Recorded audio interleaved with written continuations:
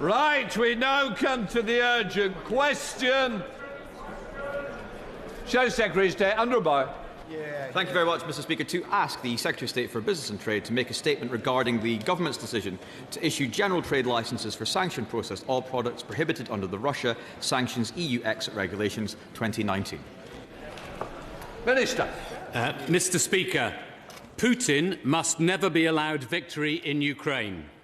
And we will do everything we can as a government and as a country to debilitate and degrade the Russian war machine. That is precisely what our sanctions regime is designed to do. We've sanctioned more than 3,300 individuals and organisations and hundreds of shadow fleet tankers. It's as tough a sanctions regime as any in the world, and we are proud of it. I want to make it absolutely clear that our sanctions regime today is tougher than it was yesterday or last week. In fact, thanks to the Russia Sanctions EU Exit Amendment Regulations 2026 statutory instrument, we will, for the first time from today, ban the import not only of uranium, but also the import of Russian oil products processed in a third country. We are not lifting any existing sanctions at all. We are, like other countries, phasing in these sanctions, which is why, in the light of the situation in the Middle East, we have issued a targeted, temporary licence to allow the continued import of diesel and jet fuel. These licences are temporary and targeted. We will review them regularly and repeatedly and will suspend them as soon as we possibly can. As a result of all of the measures that we have taken, there will be less Russian oil on the market, not more. Russia will be poorer, not richer, and Putin will be weaker, not stronger. Thank you very much, Mr. Speaker. Mr. Speaker, in its 18th packet of sanctions in January this year, His Majesty's Government prohibited the import of Russian petroleum products produced in third countries from Russian oil, obliging importers to provide proof of the origin of oil used in petroleum product production.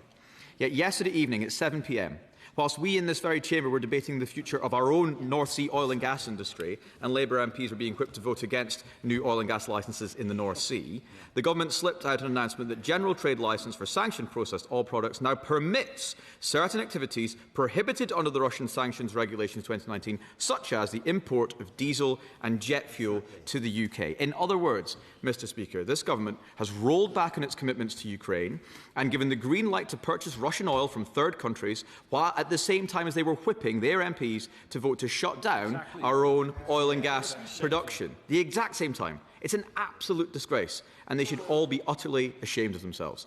What message does this send the international community? What message does this send the people of Ukraine? And what message, Mr. Speaker, does this send to our workers in our own North Sea oil and gas industry, which is being crushed by the misguided eco-zealotry of the Secretary of State for Energy Security and Net Zero?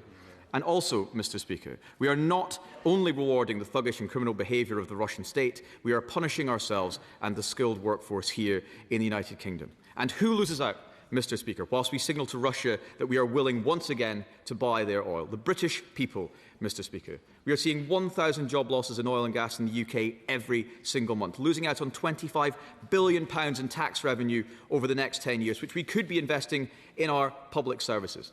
Just yesterday, Mr. Speaker, I pointed out that Moscow would be celebrating the useful idiots opposite, and today the government has proved my point.